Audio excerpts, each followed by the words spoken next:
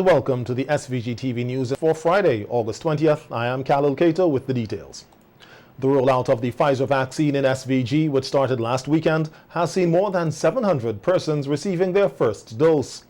As the vaccination process continues, a number of children were also brought forward by their parents to get vaccinated. This is according to Health Promotions Officer Shanika John while giving an update on the vaccination campaign on radio this morning. Definitely. I know one of our health nursing supervisor from Kingstown, Sister Glendorine Brown, she spoke yesterday about the increase in number of parents who are bringing their children to be vaccinated. And it is something that we really want to encourage for a number of different reasons. And so we are really asking parents, guardians to really consider getting their children vaccinated once they're within the eligible age range, and also for themselves as well. More than 30,000 of the Pfizer vaccines arrived in the state last week, a donation from the U.S. government. The Pfizer vaccine is the only vaccine approved by the World Health Organization for children over 12 years old. The other vaccines available in SVG, but for persons over 18, are the Oxford AstraZeneca and Sputnik V vaccine out of Russia. The Health Promotions Officer said that everyone has a choice, but presently they are seeing more people opting for the Pfizer vaccine. Is really the spice to everything. Some persons are saying that they prefer the Pfizer vaccine because of the new technology with the messenger RNA, and so they are gravitating towards that.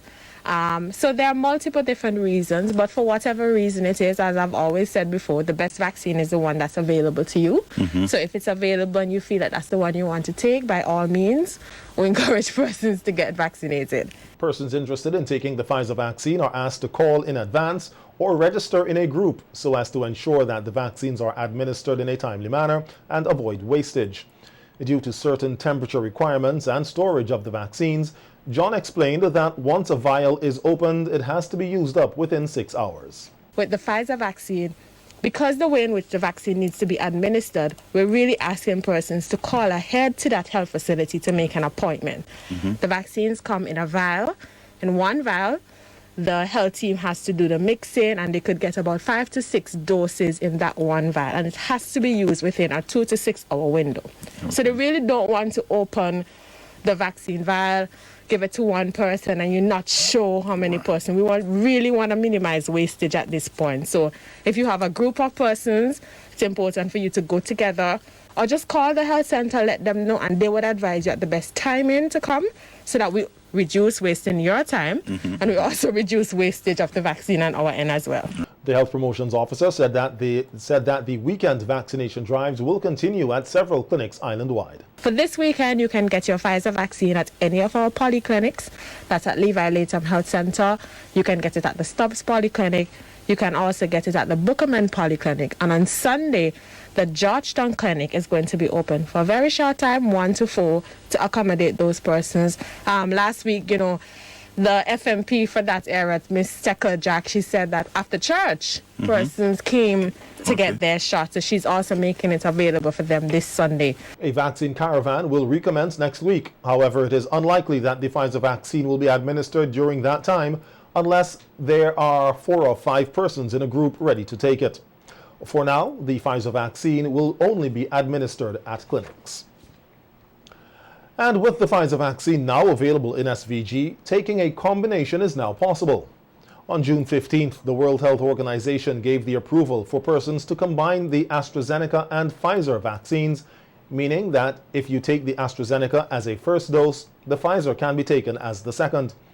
The Health Promotions Officer confirmed that this is possible in SVG, but persons should check with their doctors.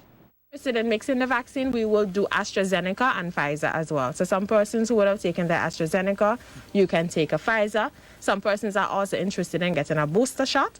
And when you go to the facilities, they will also advise you accordingly with that as well. The other vaccine combination approved by the WHO is for AstraZeneca as the first dose and Moderna as the second. No new positive COVID-19 cases were reported from 168 samples processed on Wednesday, with 3 new recoveries noted over the reporting period. 47 cases are currently active and 12 persons with COVID-19 have died. 2,320 cases of COVID-19 and 2,261 recoveries have been recorded in St. Vincent and the Grenadines since March 2020. The health authorities say in view of the increased risk of infection with and subsequent transmission of COVID-19 posed by the growing incidence of variants of concern in persons entering the country, strict compliance with all protocols and recommendations, including the effective use of masks, physical distancing, hand sanitizing, and immunization with available vaccines is strongly recommended. In other news, 2 of the 3 threatening language charges brought against shooting victim Cornelius John have been dropped. John's wife, Nicole, told the magistrate's court at Calliaquaw today that she does not wish to proceed with the matter against her husband, who in June was slapped with 2 counts of using threatening language to her and 1 count of using threatening language to Senator and Deputy Speaker of the House of Assembly, Ashel Morgan, who is also a lawyer. In court today, after Mrs. John said she did not wish to proceed and that she was doing so of her own free will, Magistrate Bertie Pompey dismissed the 2 charges.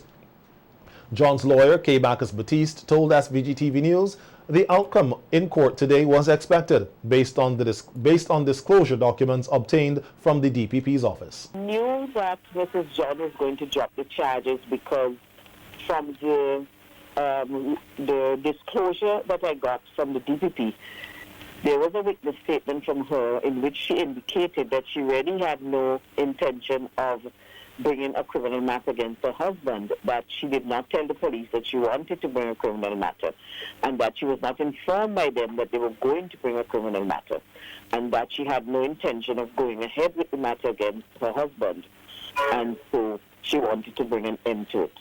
So I knew that they were going to have to withdraw those charges. So of course I was happy, and so is my client, that those charges have been withdrawn, because we always maintain that they were not strictly in accordance with what occurred.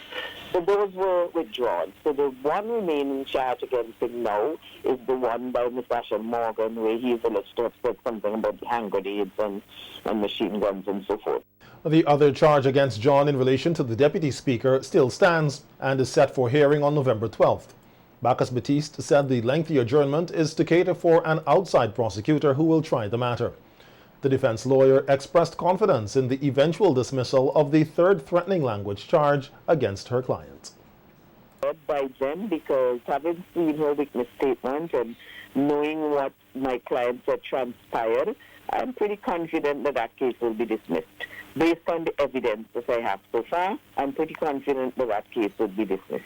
We just have to go through the ropes of waiting until we can have a trial. Cornelius John has been at the center of a shooting incident that took place at his home on April 13th involving this Assistant Director of Public Prosecutions, Karim Nelson, and Senator Morgan, who will have their cases tried in the Mesopotamia court with the next hearing on August 27th. Red Zone residents living close to river valleys, mainly in the Sandy Bay area, are willing to take up the government's offer to relocate elsewhere. Most of these residents lost everything as a result of the volcanic eruptions and subsequent lahars or mudflows. Larissa Pugsley-Kidd tells us more in this report. This is the Kaya River in Sandy Bay, and houses to my left and to my right have been deemed unsafe for living and are therefore not expected to be reoccupied by their former occupants, as residents from communities in the red zone moved back to their homes 4 months after the explosive eruption of Lassoufre volcano. On our visit to the area on Thursday, August 19, 2021, we spoke to some of the residents in Sandy Bay whose homes were destroyed or severely damaged and will not be able to have them rebuilt, or at least not in the same area, which has been deemed unfit for living. These residents are among the many who will have to remain in shelters a bit longer after Monday, August 23rd, when residents of the red zone north of Rabica are expected to leave the various shelters to return home. Leon Batiste said he has no problem in relocating. I can't come back here, you understand? I'm willing to move, I can't come back here because Mama, the water done started to flow. You understand? And this is no place to stay again, you understand? You can't even use them here again, everything gone. You know, stove everything, fridge, and whatnot. TV and all those things and most certain things, everything destroyed. They ain't good again. But he said he lived at his home for over 30 years, and when it was built, it was thought to be safe. When I put my house here, the river is here. When I built, yeah. So I think Oscar, you got plenty of these more than 15 in far river. So I think I was safe, but I do safe. You understand? You see what is happening? Another resident who lost her entire home, Shirley Batiste, a mother of 3, said, for now she will continue to make the shelter her home as she has nowhere else to go. So when I'm in the camp now, I hear that my daughter, which is the biggest one, so everything gone, and my house gone and everything. People are telling me that my fridge and the seawater swimming and everything. So I say, praise and thank God for life. Yeah, so I is in camp and I get nowhere else to go now in camp until they're ready to move us to put me in a different home. Violet Batiste said her father built his home just after the 1979 volcanic eruption, and while it did not receive much damage, it is close to the river and they are fearful of any eventuality. If they could move me, I appreciate and I'm glad to remove from here, because I hear my old people them said, well, all here is the river bank, and time to time the river might take back that land. So all know I am still proud and I'm still glad if I could go and get this a place somewhere to build a house. Other homes close to the river valley in the red zone will have to be relocated. Remapping is ongoing and will soon conclude. On Thursday, NEMO held its first of many meetings in Sandy Bay with residents on the way forward. In the meantime, construction of 27 homes for displaced residents have commenced in Orange Hill. For SVG-TV News, Larissa Pogsley-Good. As the way forward continues to be plotted in the face of flooding, hurricanes, and the recent eruption of La Soufrière, Director of the National Emergency Management Organization, NEMO, Michelle Forbes, says it is important now for citizens to be mindful of the hazards the island faces when constructing their homes in order to mitigate against damage, as was witnessed with the volcanic eruptions and resulting ashfall and mud flows. Spend a lot of time building our structures for hurricanes and not really focus on how we're going to cope with the ash. So we saw some house roofs collapsing based on the pressure, the shear load from the ash and ash mixing with the rainfall, it becomes heavier. So you have the lahars, just avoid the areas, and of course, you do that for the rest of your life to basically avoid those areas. But then you have the other hazards, of course, of the heavy ash. Once you're on your home, if your housing structure is not solid enough, they're going to collapse. So mitigating against that. Also, we can channel some of the flows in the rivers. VAGSA has done an excellent job in cleaning up, in particular, and also, of course, trying to clear some of the rivers so that you don't have blockages and damming of the bridges in particular, because that's what destroys the bridges sometimes, when the material come down and it's all dammed up and blocked, and then of course it corrodes the bridge or the road. So we also have to look at some river training in some of the communities, some looking at redesigning some of our roads and bridges to meet extreme events. The NEMO director says a lack of available information resulted in the building of homes in areas which are in the path of rivers, where there can be lahars and pyroclastic flows in the event of a volcanic eruption. Forbes says because these areas flood repeatedly today, leaving is the best course of action. When we have done, when physical planning they have done the overlays that show you the areas that are constantly flooded every event, it's generally the same area. So the persons in the communities, you're quite aware of those areas that you continue to have the heavy flows, and of course some flows may be more extreme than the others. So first of all, you have to avoid building in floodplains, building in rivers, and I think too, in particular with the volcano, because we have not seen, it took us 41 years and just over 41 years before we had another eruption, which is quite short.